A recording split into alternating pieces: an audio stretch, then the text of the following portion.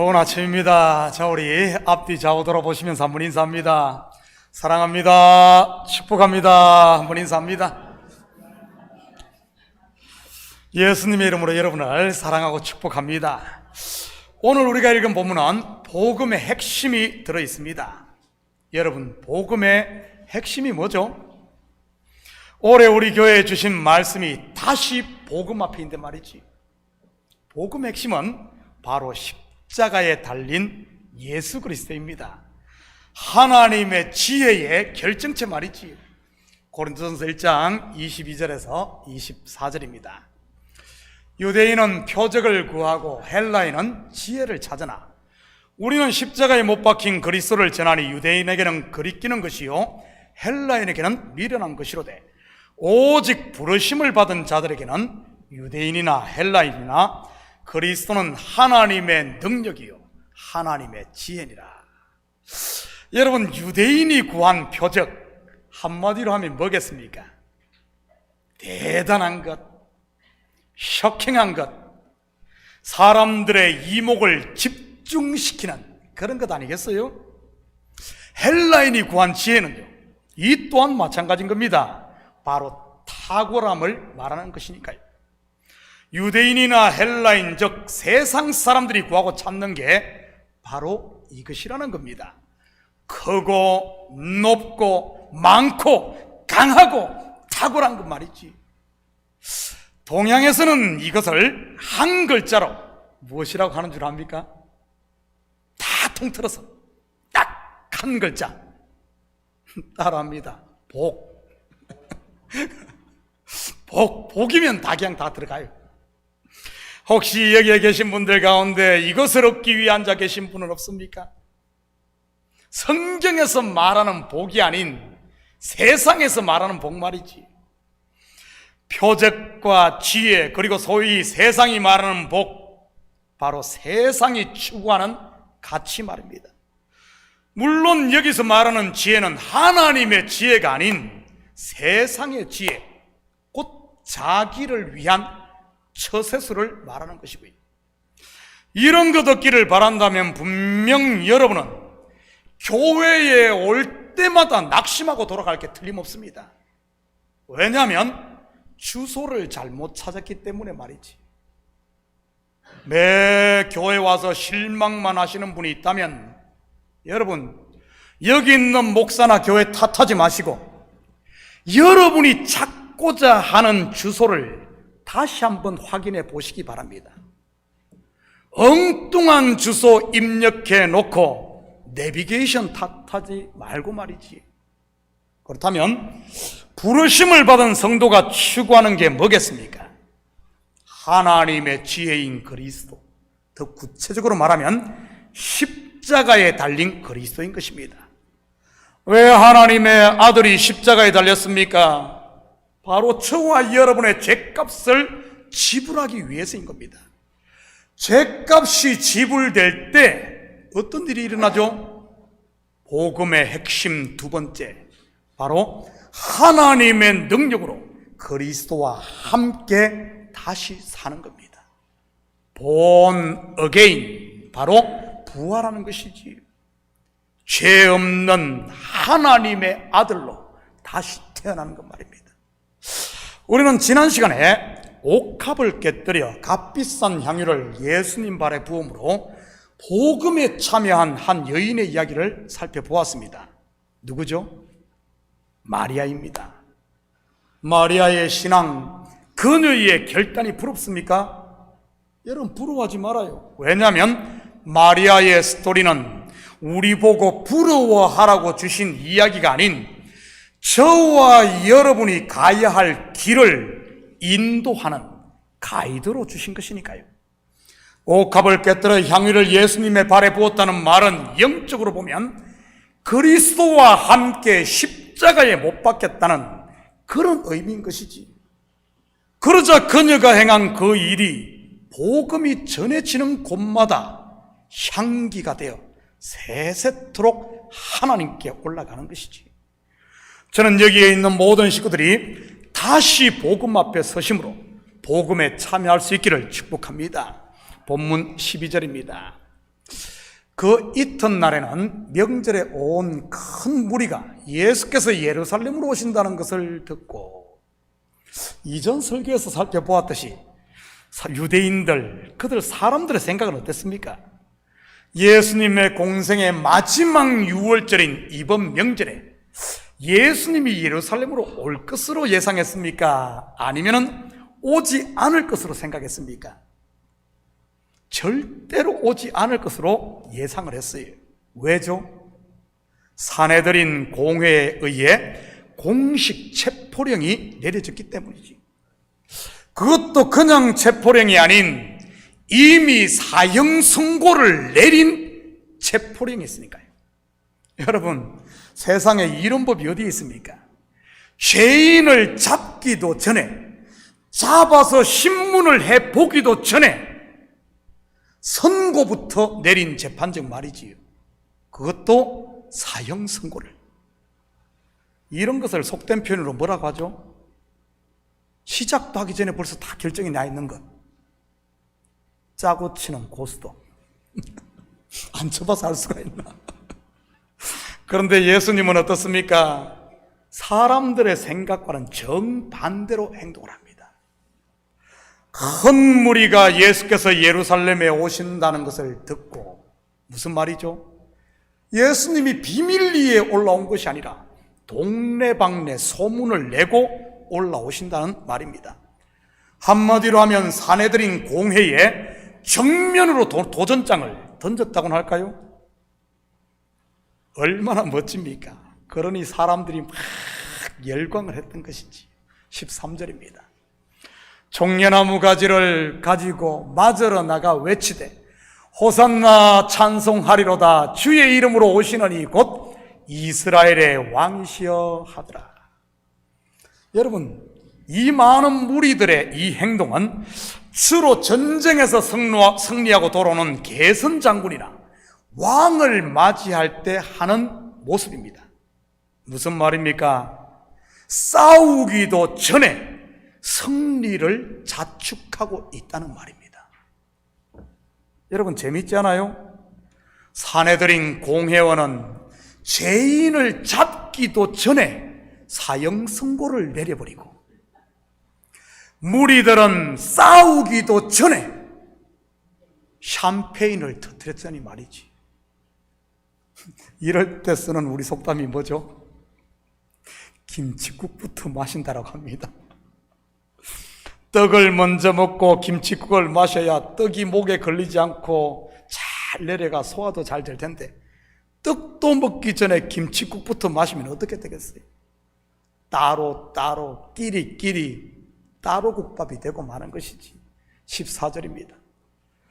예수는 한 어린 나귀를 보고 타시니, 여러분, 예수님이 어린 이 나귀 타고 오는 모습 봤을 때 무리들의 반응이 어땠을 것 같아요? 이게 뭐지? 이거 뭐요? 이러지 않았겠어요? 흰 백마를 타고 수많은 군대를 이끌고 입성할 줄 알았는데 왜 그랬겠어요? 예수님이 가는 곳마다 수만 명이 몰렸잖아요. 수만 명이 몰렸잖아요. 이렇게 따를 줄 알았는데 어린 새끼 나귀를 타고, 그것도 기껏 데리고 온 군대라는 것이 갈릴리 촌떡이 12이었으니 말이지. 여러분, 상상이 갑니까? 제가 어릴 적 살았던 거물리 같은 데서야 12이면 그래도 골목대장 할만할 겁니다. 그런데 당시 예루살렘에는 수백만 명이 운집해 있었습니다. 유대인의 명절 중 유월절은 가장 큰 명절 중에 하나였으니까요. 전 세계에 흩어진 디아스포라 유대인들이 다 이 일주일 기간에 예루살렘 성전을 찾았으니 얼마나 많았겠습니까? 그 많은 군중들 중에 새끼 나귀를 탄 예수님, 거기에 12의 촌떡이 제자, 그리고 그들을 환영하는 군중. 여러분, 그렇다면 여기에 모인 군중들 어떤 사람들이었을까요? 한번 볼까요? 17절, 18절입니다. 나사로를 무덤에서 불러내어 죽은 자 가운데서 살리실 때 함께 있던 무리가 정언한지라. 이에 무리가 예수를 맞으면 이 표적 행하심을 들었음이라. 무슨 말이죠? 본서를 기록한 사도 요한은 예리한 필치로 이들이 누구인지 종려가지를 가지고 흔들며 호산나 호산나 외치던 이들이 누구인지 정확하게 밝혀주고 있습니다. 예수님께서 죽은 나사로를 살리시는 표적을 본 유대인 무리가 정언하는 말을 들은 무리들. 그렇다면 여러분, 이들이 기대하는 것이 뭐겠어요? 바로 표적인 겁니다. 표적. 지난번에 나사로 죽은 한 명을 살렸으니 이번에는 무엇을 기대했겠습니까? 적어도 10명, 100명 죽은 사람들을 한꺼번에 살리는 어떤 이런 표적, 이런 것을 기대하지 않았겠어요? 이렇게 한꺼번에 죽은 시체가 있는 곳이 어디죠? 어디 가면 이런 게 있어요? 공동묘지. 에스겔의 환상에 그런 것이 나오지 않습니까? 마른 뼈만 가득한 골짜기에서 군대를 일으키는 장면 말이지. 표적이나 기적을 쫓는 신앙이 그러지 않습니까? 더 강한 것, 더 큰 것, 더 쇼킹한 것. 지난번에 감기를 낫게 했으면 이번에는 적어도 암덩어리 정도는 고쳐야지. 지난번에 암덩어리를 고쳤으면 이번에는 죽은 자를 살려야, 이번에 죽은 자를 한 명 살렸으면 다음에는 10명 살려야지.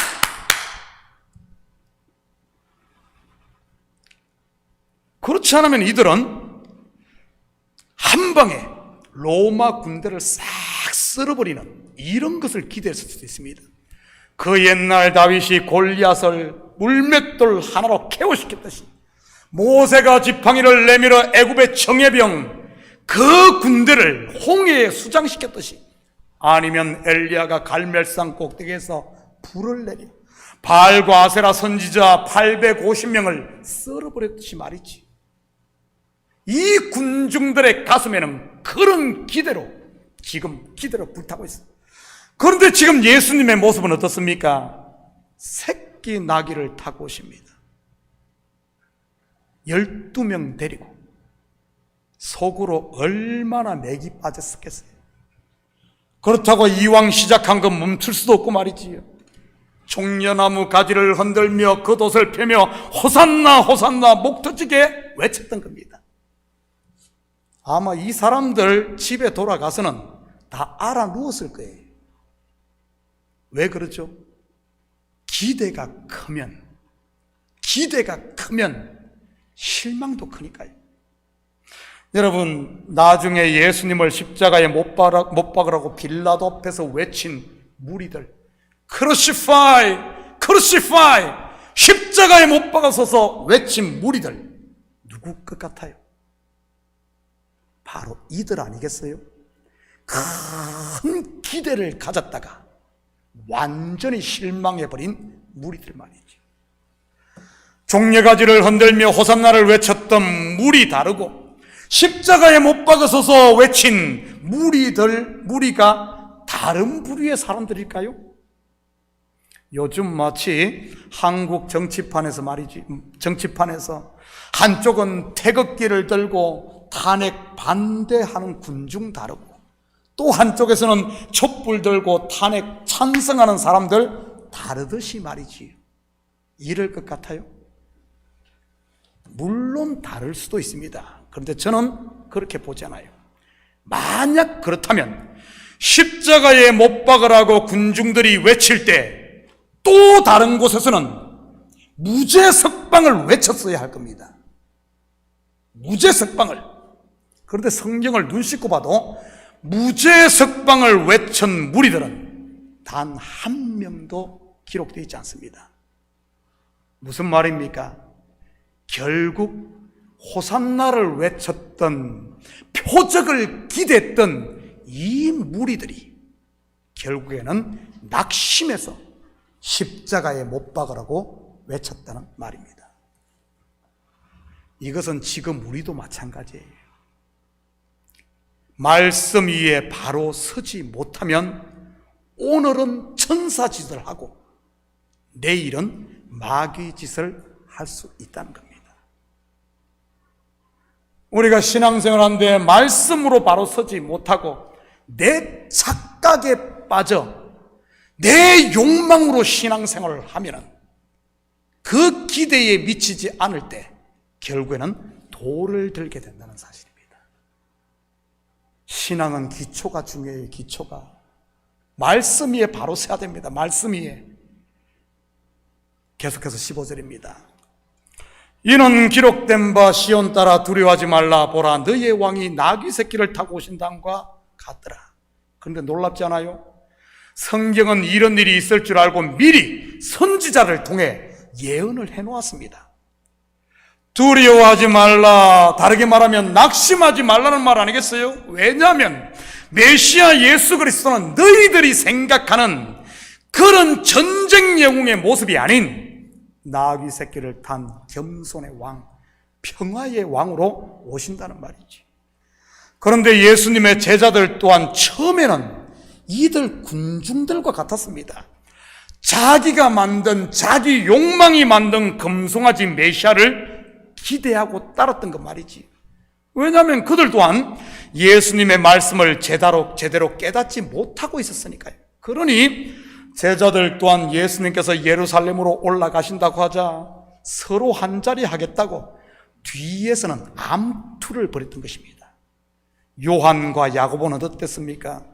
자기의 엄마까지 동원해서 이 암투를 벌입니다. 그러고 보면 참 한국의 치맛바람, 이 성경에서 배운 게 아닌가 싶어요. 이 사람들에게 배운 것 같아요. 물론 나중에 예수님께서 부활하시고 성령이 그들에게 임하자 말씀의 눈이 열려 제대로 깨닫게 된 것이고요. 그래서 사도 요한이 눈이 열려 이 구절을 기록한 것 아니겠어요? 23절, 24절입니다. 예수께서 대답하여 이르시되 인자가 영광을 얻을 때가 왔도다. 내가 진실로 진실로 너희에게 이르노니 한 알의 밀이 땅에 떨어져 죽지 않으면 한 알 그대로 있고 죽으면 많은 열매를 맺느니라. 우리는 보통 영광하면 어떻게 생각을 합니까? 뭐 좋은 성적 받고 많은 사람들 앞에서 상 받는 것을 영광이라고 하죠. 물론 세상에서는 그것을 영광이라고 합니다. 가끔 운동선수나 연예인들이 금메달을 따고 막 상을 받으면 하나님께 영광을 돌린다고 이러지 않습니까? 그렇다면 금메달 못 따면 영광 못 돌립니까? 상 못 받으면 하나님이 우리의 영광 안 받아요? 그런데 오늘 본문에 보면 예수님께서 인자가 영광을 얻을 때가 왔도다 하고는 자기가 죽을 것을 이야기합니다. 죽는 게 영광이다. 여러분 좀 거시기하지 않아요? 죽는 게 영광이다. 여기서 영광으로 번역된 헬라어가 독사입니다. 히브리어는 카보드라고 말합니다. 이 독사 카보드는 이 단어의 첫 번째 의미가 무엇인 줄 아십니까? 영광이라는 원어의 첫 번째 의미, 무겁다는 뜻입니다. 무겁다. 물론 그 외에도 명예, 존귀, 풍부하다는 뜻도 있고요. 여러분은 언제 무거움을 느낍니까? 언제 무거움을 느껴요? 바로 짐을 질 때인 겁니다. 다르게 말하면 나에게 주어진 사명을 감당할 때인 거죠. 그래서 인자가 영광을 얻을 때가 왔다는 말은 결국 예수님께서 사명을 감당할 때 십자가 질 때가 왔다는 말입니다.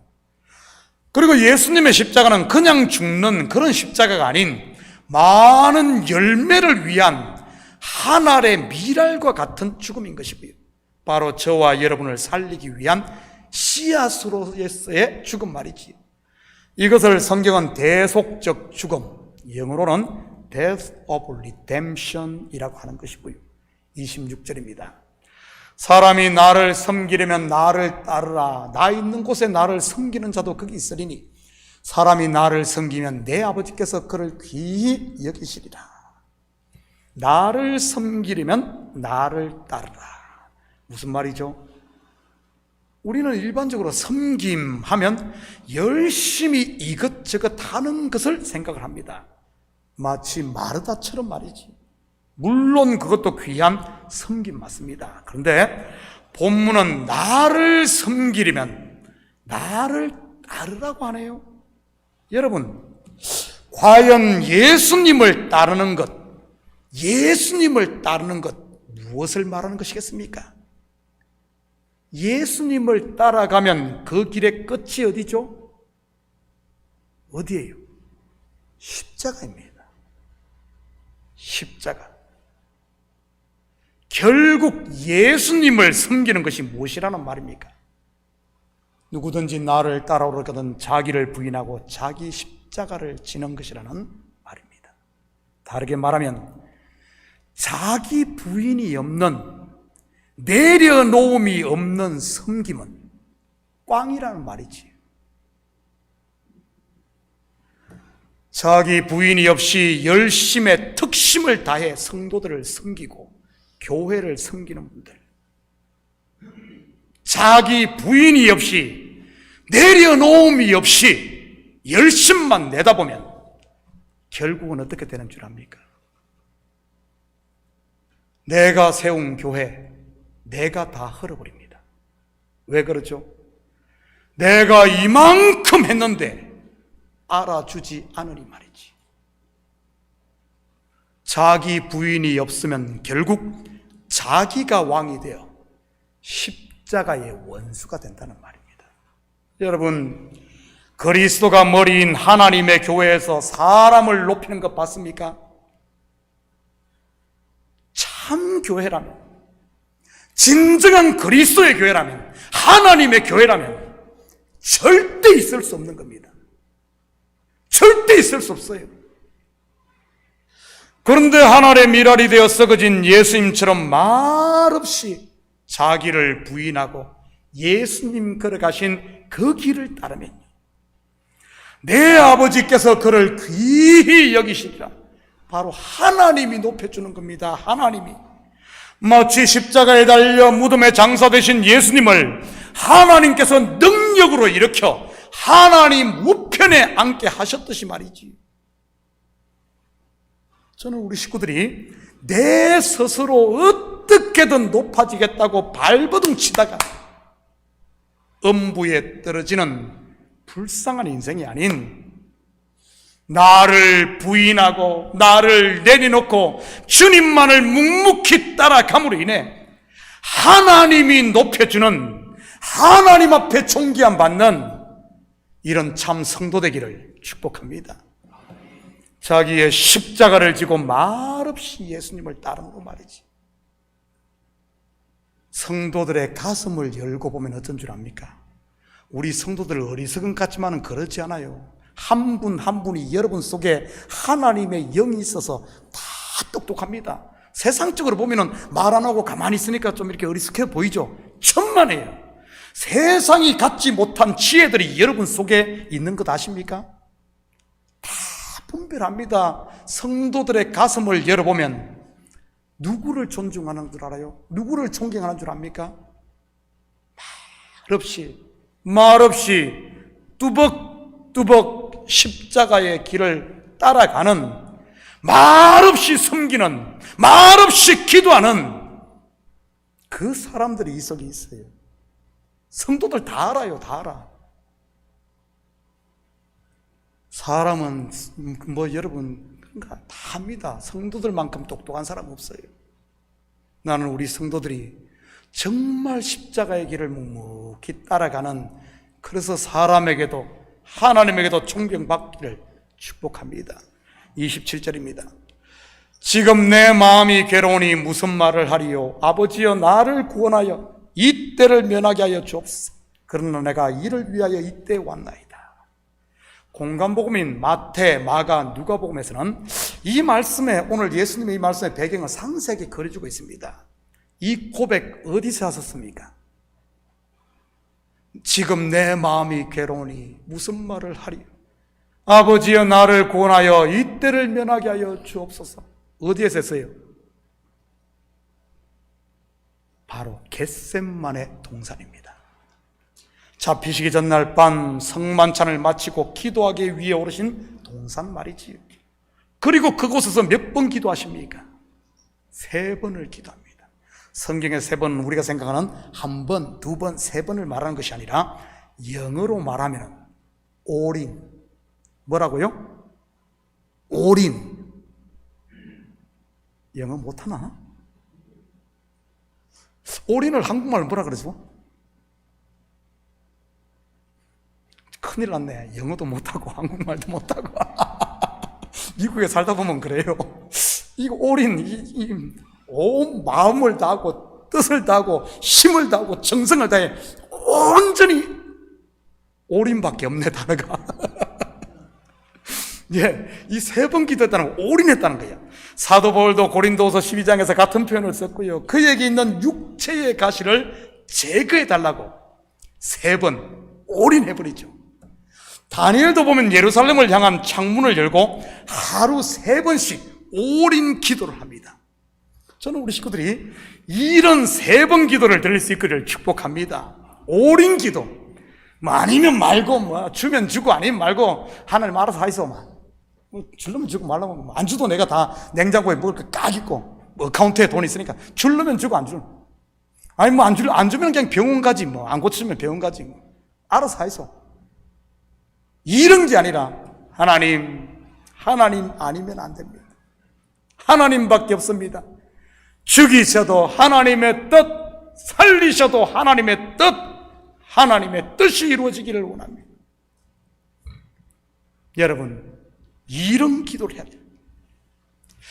물론 이런 올인 기도의 핵심은 그 궁극이 어디로 가는 줄 압니까? 내려놓음인 것이고요. 이 겟셋마네 기도의 결론 또한 내 원대로 마시고 아버지의 원대로 되기를 원하나이다 입니다. 하늘의 밀이 땅에 떨어지는 것이요 자기를 부인하는 기도인 것이죠. 그럴 때 하나님이 영광을 받으시고 아들이 영광스럽게 되고 더 나아가 죽었던 저와 여러분이 살아나 영원히 하나님을 찬송하며 하나님께 영광을 돌립니다. 하나님께 영광 돌리기 원하십니까? 하나님께 영광 돌리기 원하십니까? 성도라면 누구나 아멘 하실 겁니다. 그렇다면 내 원을 내려놓고 아버지의 원을 붙잡을 수 있기를 축복합니다. 여러분, 우리 교회를 향한 아버지의 원함이 무엇이겠어요? 지금 우리 교회를 향한 하늘 아버지의 원함이 뭐겠어요? 형제를 위해, 교회를 위해, 공동체를 위해 나를 내려놓는 것 아니겠어요? 내 잘남도, 내 자랑도, 내 의도, 내 감정도, 더 나아가 내 욕심과 욕망도 말이지. 그럴 때 성령 안에서 하나님이 거하시는 성전으로 우리 참교회가 아름답게 지어가는 줄 믿으시기 바랍니다. 31절입니다. 이제 이 세상에 대한 심판이 이르렀으니 이 세상의 임금이 쫓겨나리라. 여러분, 이 세상의 임금이 누구죠? 트럼프입니까? 푸틴이에요? 한국은 대통령님께서 지금 그러고 있어가지고 뭐 말은 좀 안타깝지만 말이지. 뭐 젤렌스키예요? 세상의 임금이 누구죠? 하나님의 대적자, 거짓의 아비인 사탄, 마귀입니다. 바로 공중 권세를 잡은 자 말이지. 이 사탄이 어떻게 쫓겨납니까? 사탄을 물러가라. 이러면 쫓겨나요? 주여 삼창을 외치고 우리 함께 마귀를 향해서 우리 함께 명령하십시다. 사탄아 물러가라. 그러면 뭐라 그랬어요? 야, 니나 물러가라. 여러분, 어떻게 하면 사탄이 물러갑니까? 오늘 본문을 보면 예수님이 십자가에 달려 죽자 사탄이 쫓겨납니다. 희한하죠? 예수님이 죽자 사탄이 설 자리를 잃어버리고 쫓겨나요. 왜 그러겠어요? 사탄은 인생으로 하여금 죄를 짓게 합니다. 그리고 죄의 삭선 사망이고요. 사망. 그렇다면 그 사망의 값을 예수님께 십자가에 달려 죽으심으로 값 지불을 끝내버립니다. 페이 오프를 해버립니다. 그래서 사탄이 어떻게 된 줄 압니까? 더 이상 사망을 잡고 있을 수가 없는 거예요. 왜? 사망의 값 지불을 해버렸으니까. 사탄이 힘을 잃어버립니다. 우리 속담으로 말하면 이 사탄 닭 쫓던 개꼴이 되고 말지. 예수님께서 십자가에 죽자 더 이상 사탄이 있을 자리가 없게 되는 겁니다. 이처럼 예수님의 죽음은 저와 여러분의 죄값을 지불하기 위한 대속적 죽음입니다. 죄 없으신 분의 죽음 말이지. 예수 그리스도의 죽음으로 저와 여러분이 죄사함 받았음을, 이제는 공중 권세 잡은 세상 임금의 통치에서 벗어났음을 믿으시기 바랍니다. 벗어났어. 더 이상 왕이라고, 내가 대통령이라고, 너는 내 밑에 있는 백성이라고 말할 자격이 사단에게는 없어진 것이지. 그래서 그리스도로 옷 입은 사람은 거룩한 자, 죄 없는 자, 바로 세인트, 성도인 것이고요. 혹시 여러분의 삶 가운데 아직도 세상 임금이 통치하려고 하는 부분이 있습니까? 혹시 여러분의 자녀가 세상 임금의 통치 아래 있나요? 여러분의 사업이나 직장이 세상 임금이 통치하려고 합니까? 가정이나 교회는요? 여러분, 어떻게 이 세상 임금을 쫓아낼 수 있습니까? 예수님이 어떻게 했어요? 바로 십자가를 짐으로, 하늘의 밀로 땅에 떨어져 썩어짐으로. 그렇다면 예수님을 따라가는, 예수님을 섬기는 우리는 어떻게 해야 되겠습니까? 어떻게 사단의 권세를 잘라내고 사단을 쫓아낼 수 있겠습니까? 바로 이하동문, 예수님이 하신 것처럼 내 정과 욕심을 십자가에 못 박는 순간 사단은 이하는 설 자리가 없어지는 겁니다. 없어지는 거예요. 내 정과 욕심을 가지고 있는 순간 사단은 계속 그 위에 왕노릇하는 겁니다. 바로 하십시오. 지난 금요 온가족 영성집회 때 처음 들어보는 찬양이 하나 있었어요. 제목이 나는 죽고 주가 살고 있는데 그 가사가 참 저에게 은혜가 됐습니다. 나는 죽고 주가 살고, 나는 없고 주가 있으면 이 땅에서 하나님의 아름다운 나라 이루리.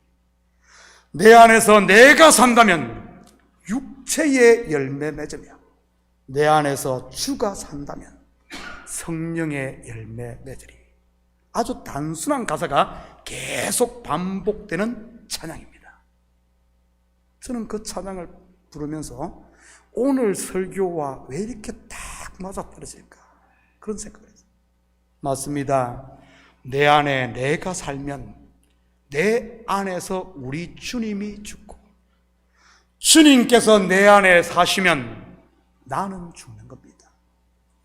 내 안에 내가 가득 차 있으면 우리 주님께서 있을 자리가 없어져 버리고, 우리 주님께서 내 안에 충만해 있으면 내 욕망도, 내 근심도, 걱정도 다 떠나가는 것이지.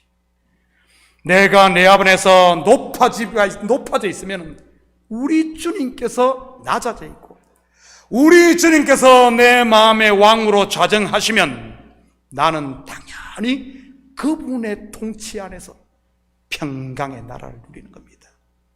내 속에서 내가 강하면 우리 주님이 약해지고 우리 주님이 내 안에서 강하면 나는 자유하게 되는 겁니다. 우리 주님이 나를 꽉 붙들고 있으니 이제는 손을 놓고 힘을 얻고 안식하는 것이지. 내 안에 하나님의 말씀이 충만하면 내 욕심과 생각이 설 자리를 잃는 것이고요. 근심과 걱정, 미움과 시기, 원망, 불평 이런 것들이 있을 자리가 없게 되는 겁니다. 그 대신 우리 속에 말씀으로 충만해 있으면 내 입에 시와 찬미와 신령한 노래가 나오고 입만 열면은 받은 은혜를 자랑하며 복음을 전하는 사람의 종이 아닌 하나님의 앙겔로스 천사가 되는 겁니다. 결국 내 안에 성령이 충만하면 육신의 생각이 쪼그라들고 내 속에 육신의 생각으로 충만하면 성령이 소멸되어 가는 것이지. 저는 우리 성도들 마음과 가정 그리고 교회에 말씀과 성령이 충만해 아름다운 하나님의 나라가 이루어지기를 축복합니다. 내가 죽고 주가 사는 그리스도가 걸어가신 그 길을 우리 모두 함께 묵묵히 뚜벅뚜벅 걸어감으로 말이지. 사랑하는 성도 여러분, 이 한 주도 세상이 가는 넓은 길 쫓지 마시고 오직 주님께서 가신 좁은 길, 나를 부인하고 십자가를 지는 그 길을 따름으로 여러분의 삶의 현장, 가정, 교회에 하나님의 거룩한 역사, 하나님의 나라가 아름답게 세워지므로 그 하나님의 나라에 하나님의 통치를 받고 사는 이런 복된 한 주 되기를 예수님의 이름으로 축복합니다. 같이 기도하십시다. 사랑의 아버지 하나님, 참으로 감사드립니다. 맞습니다. 우리 속에 나는 죽고 예수가 삶으로 이제는 우리 주님이 다스리는 하나님 나라 천국을 사는 우리 성도들 되게 도와주시옵소서. 감사드리며 예수님의 이름으로 기도드립니다. 아멘.